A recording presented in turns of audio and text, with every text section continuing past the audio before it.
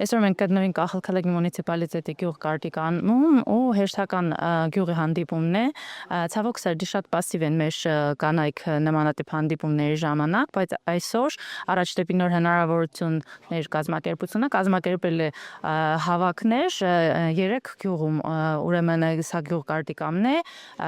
Խուլգումոն եւ գյուղ Բուզավեթը։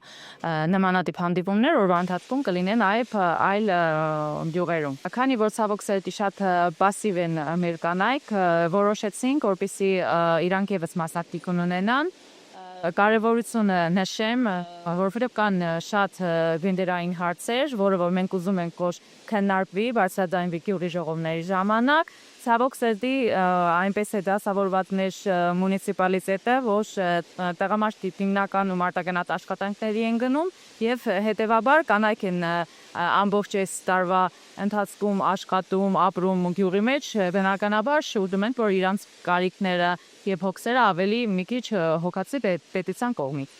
Կանայք շատ են խուսափում նմանատիպ հանդիպումներից, քանի որ մենտալ հարցերից ելնելով ընդունված չի որ կինը պետք է լինի ակտիվ, պետք է բարձրաձայնի իր կարծիքը,